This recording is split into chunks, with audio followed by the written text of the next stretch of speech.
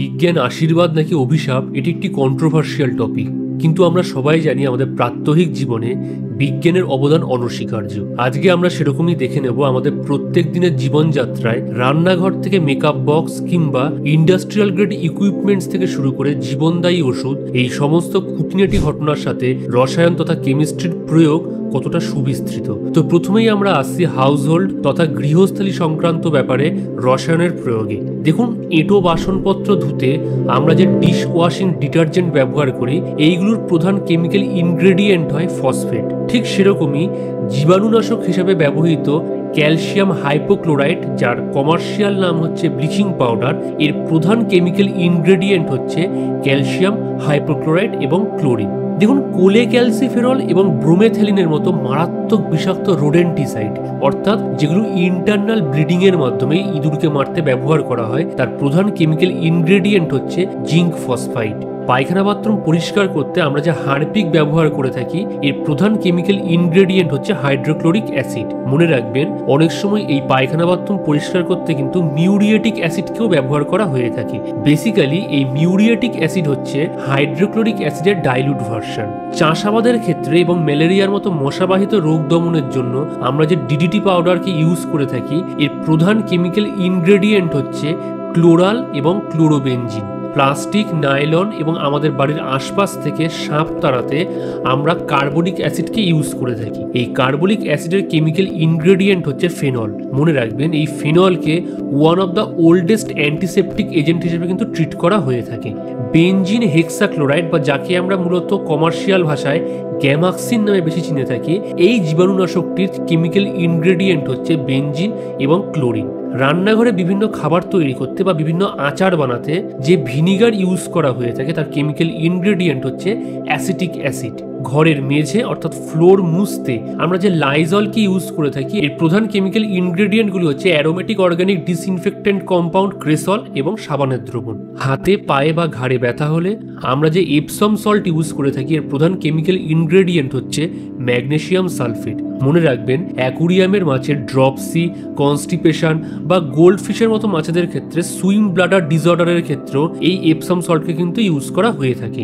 আগেকার দিনে ক্যানন বা কোডাকের ফ্ল্যাশ ক্যামেরাতে ফটো তুললে ফটো রিলে থাকা নেগেটিভ থেকে প্রিন্ট ফটো ডেভেলপ করার জন্য সিলভার নাইট্রেটকে ফটোগ্রাফিক কেমিক্যাল হিসেবে ব্যবহার করা হয়ে থাকতো।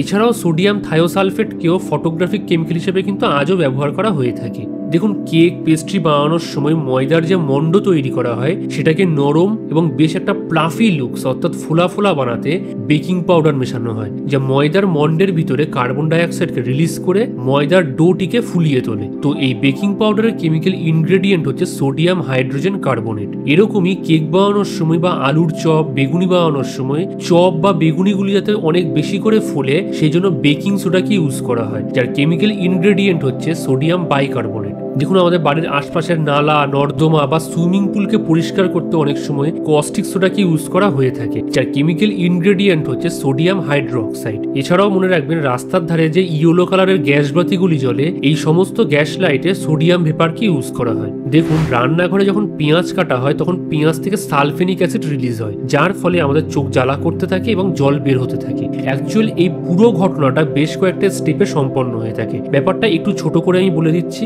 প্রথমে যখন পেঁয়াজটি কাটা হয়, ল্যাক্রিমেটারি ফ্যাক্টর নামক সিনথেজ এনজাইম বাতাসে ছড়িয়ে পড়ে, যা পেঁয়াজে উপস্থিত সালফো অক্সাইড নামক অ্যামাইনো অ্যাসিডকে সেই মুহূর্তে আনস্টেবল সালফেনিক অ্যাসিডে পরিণত করে। এই সালফেনিক অ্যাসিড পরবর্তীকালে সিন প্রোপেন ইথাইল এস অক্সাইডে পরিণত হয়, যা বাতাসে ছড়িয়ে পড়লে আমাদের চোখে অবস্থিত অশ্রু গ্রন্থি তথা ল্যাক্রিমাল গ্ল্যান্ডের কন্ট্যাক্টে এলে চোখ জ্বালা করে এবং চোখ থেকে জল বেরিয়ে আসে। দেখুন, আমরা অনেকক্ষণ কাজ করার পর বা লেখালেখির পরে আঙ্গুল ফাটিয়ে থাকি, এর ফলে কটকট আওয়াজও আমরা শুনে থাকি। অ্যাকচুয়ালি হয় কি, দেখুন, আমাদের হাড়ের জয়েন্ট এরিয়াগুলিতে লুব্রিকেন্ট তথা পিচ্ছিলকারক হিসাবে সাইনোভিয়াল ফ্লুইড থাকে, যার মধ্যে অক্সিজেন, নাইট্রোজেনের মতো বিভিন্ন গ্যাস উপস্থিত থাকে। এখন আমরা যখন কাজ করি, সেই সময় এই হাড়ের জয়েন্টগুলো মুভ করতে থাকে।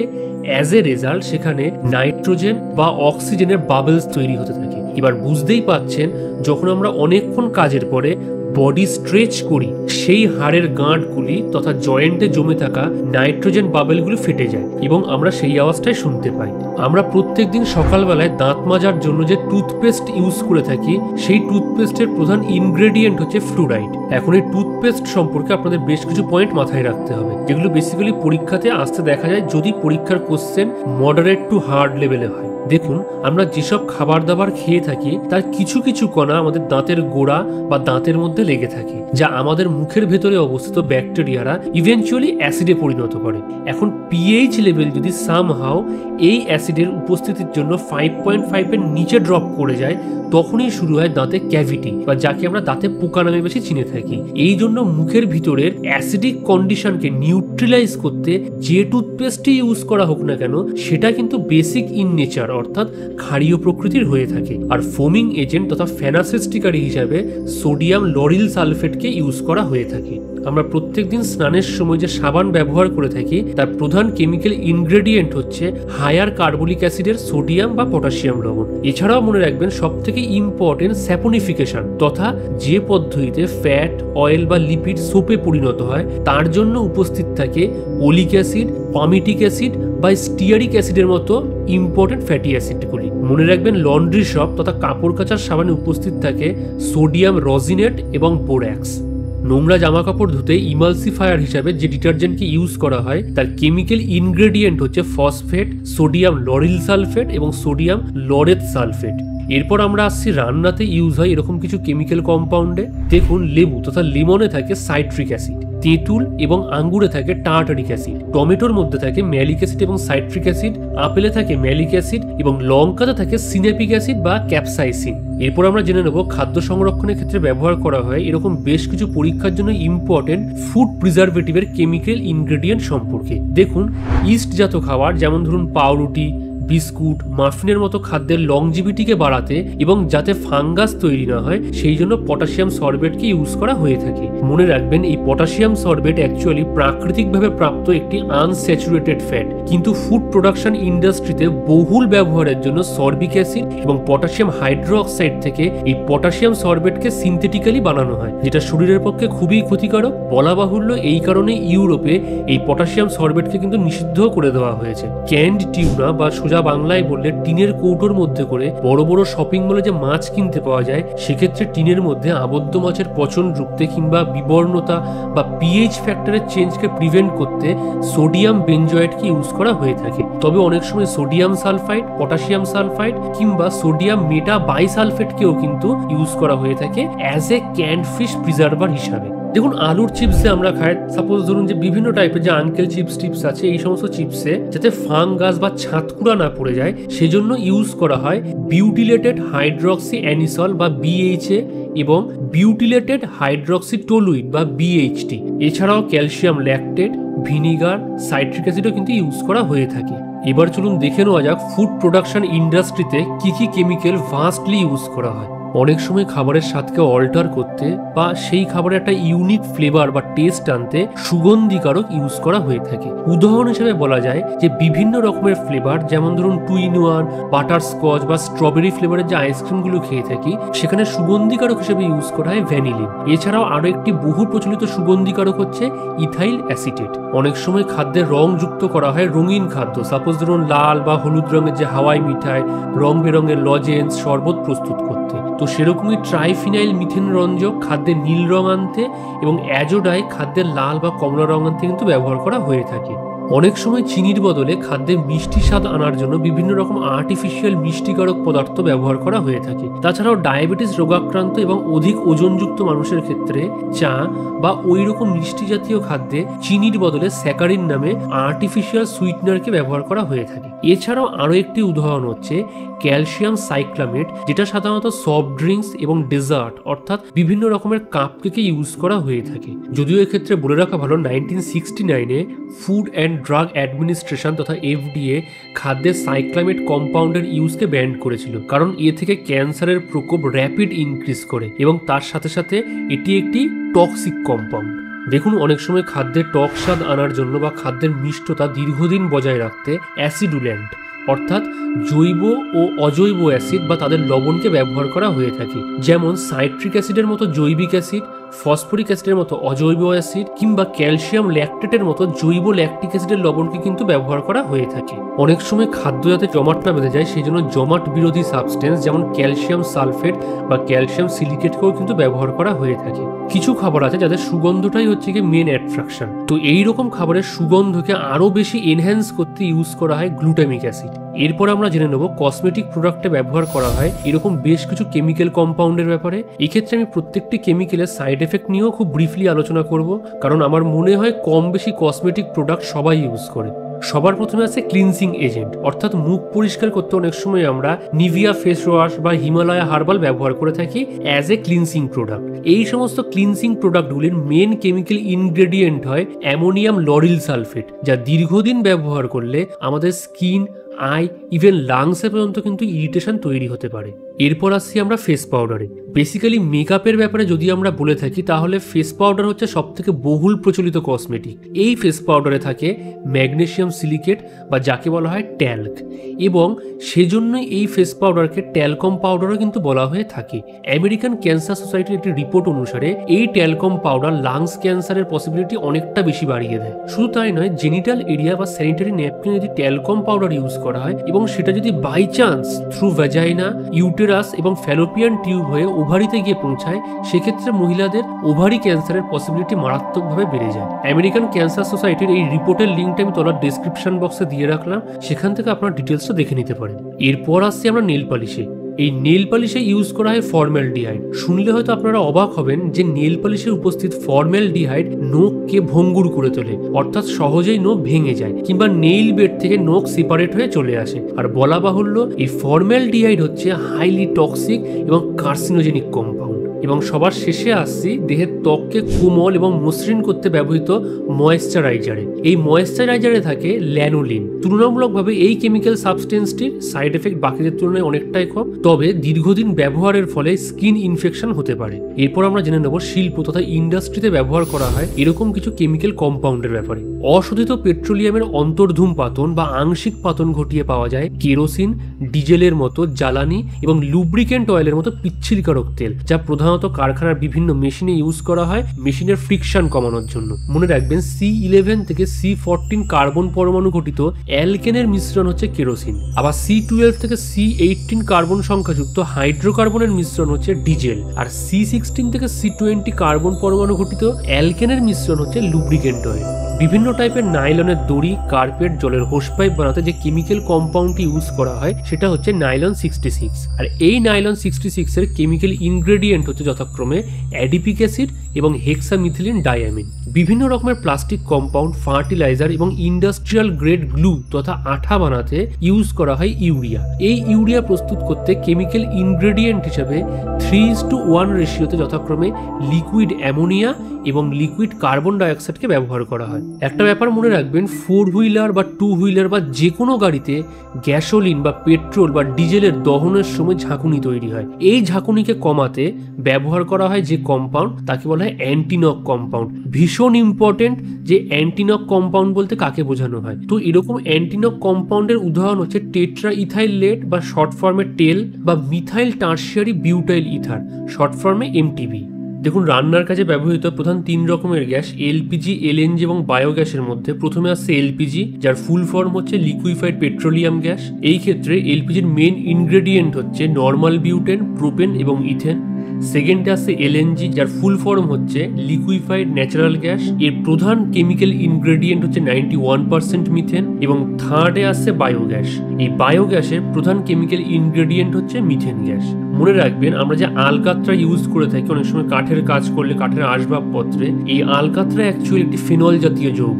বেসিক্যালি এর মধ্যে অ্যারোমেটিক হাইড্রোকার্বন উপস্থিত থাকে। দেখুন, আমরা বর্ষার সময় রেনকোট ইউজ করে থাকি, সেই রেনকোটের ওয়াটারপ্রুফ যে কোটিং হয়, সেই কোটিং এর প্রধান কেমিক্যাল ইনগ্রেডিয়েন্ট হচ্ছে সিনথেটিক ফাইবারের পলিএস্টার।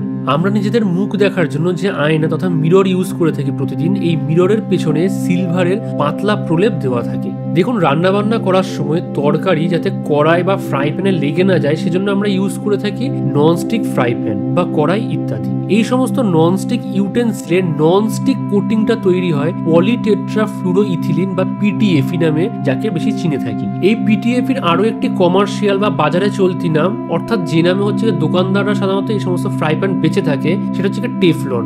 বেসিক্যালি বলা হয় না যে টেফলন কোটিং এর ফ্রাই প্যান, তো বেসিক্যালি এই টেফলন হচ্ছে টেট্রাফ্লুরোইথিলিনের কমার্শিয়াল নাম বলতে পারেন। দেখুন, ওয়েস্ট ওয়াটারকে কন্টামিনেট করার জন্য ফেন্টন রিএজেন্টকে ব্যবহার করা হয়। এই ফেন্টন রিএজেন্ট হচ্ছে আয়রন সালফেট এবং হাইড্রোজেন পারঅক্সাইডের মিশ্রণ। এছাড়াও মনে রাখুন, আজকের ডিজিটাল দুনিয়ার যুগে কমিউনিকেশন বা ব্রডকাস্টিং এর ক্ষেত্রে বহুল ব্যবহৃত অপটিক্যাল ফাইবারে পলিমারিক কোটিং ব্যবহার করা হয়। এছাড়াও অন্যান্য কোটিংগুলো হচ্ছে ইউভি অ্যাক্রিলেট, ফ্লুরিনেটেড অ্যাক্রিলেট বা পলিমাইড কোটিংকেও কিন্তু ইউজ করা হয়ে থাকে। Electric switch, plus, radio, telephone তৈরি করতে ফিনল এবং ফর্মালডিহাইড থেকে তৈরি করা ফেনোলিক রেজিন জাতীয় সহজলভ্য থার্মোসেটিং প্লাস্টিক ব্যাকেলাইটকে ইউজ করা হয়ে থাকে। দেখুন, এক্ষেত্রে প্লাস্টিক সংক্রান্ত কিছু ইম্পর্টেন্ট তথ্য জেনে রাখুন। প্লাস্টিককে সাধারণত দুই ভাগে ভাগ করা যায়। প্রথমটি হচ্ছে থার্মোপ্লাস্টিক, যাকে হিট দিলে ডিফর্মড হয়ে যায়, অর্থাৎ বেঁকে যায় বা গলে যায়। এর উদাহরণ হচ্ছে পলিথিন বা পিভিসি অর্থাৎ পলিভিনাইল ক্লোরাইড। প্লাস্টিকের দ্বিতীয় ভাগটি হচ্ছে থার্মোসেটিং প্লাস্টিক। বেসিক্যালি এই প্লাস্টিকগুলিকে হিট দিলেও আকারের পরিবর্তন অর্থাৎ ডিফর্ম করা যায় না। এর উদাহরণ হচ্ছে ব্যাকেলাইট, ইপক্সি রেজিন এবং মেলামাইন এক্সেট্রা। এছাড়াও কয়েকটা খুব ছোট ছোট ব্যাপার মনে রাখুন। নাইলন দিয়ে সাধারণত প্লাস্টিকের ছোটখাটো মেশিন খেলনা তৈরি করা হয়। রেয়ন ব্যবহার করা হয় টেক্সটাইল ইন্ডাস্ট্রিতে। পলিকট ইউজ করা হয় প্লাস্টিকের বোতল বা ফিল্ম এই সমস্ত তৈরি করতে।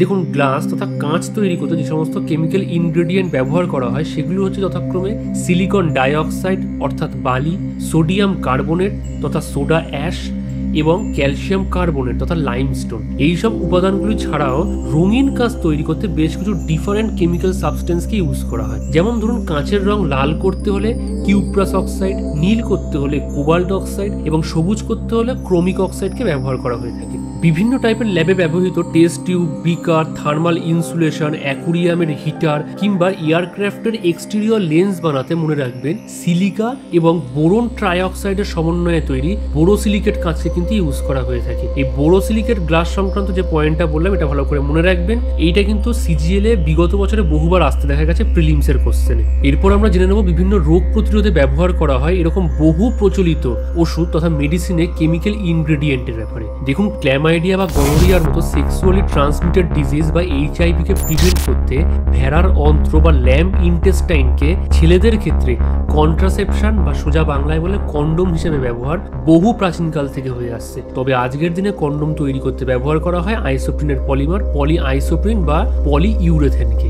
দেখুন, ব্লাড ব্যাংকে যখন রক্তকে স্টোর করা হয় তখন রক্তের এটিপি লেভেল, গ্লুকোজ মাত্রা এবং সবথেকে ইম্পর্টেন্ট ফ্যাক্টর কোয়াগুলেশন, অর্থাৎ রক্ত যাতে তঞ্চিত বা জমে না যায় সেজন্য অ্যান্টি কোয়াগুলেশন কম্পাউন্ড হিসাবে সাইট্রেট ফসফেট ডেক্সট্রোজ বা শর্ট ফর্মে সিপিডিকে ইউজ করা হয়ে থাকে। এরকম অ্যান্টি কোয়াগুলেশন সাবস্টেন্স হচ্ছে সোডিয়াম সাইট্রেট। এক্ষেত্রে বেশ কিছু ইম্পর্টেন্ট পয়েন্ট মনে রাখুন। এই যে সাইট্রেট ফসফেট ডেক্সট্রোজ বা সিপিডি কম্পাউন্ডের কথা বললাম, এর মধ্যে সাইট্রেট ক্যালসিয়াম ফ্যাক্টরকে বাইন্ড করে অ্যান্টি কোয়াগুলেন্ট সাবস্টেন্স হিসেবে কিন্তু কাজ করে। ফসফেট রক্তের পিএইচ লেভেলকে স্টেবিলাইজ করে এবং ডেক্সট্রোজ রক্তের energy carrying molecule adenosine triphosphate তথা এটিপিকে প্রডিউস করে। দেখুন, ব্লাড ব্যাংকে রক্ত যখন সংরক্ষণ করা হয় তখন বিভিন্ন পেশেন্টের বিভিন্ন রকম রিকোয়ারমেন্ট অনুসারে রক্ত দেওয়া হয়ে থাকে।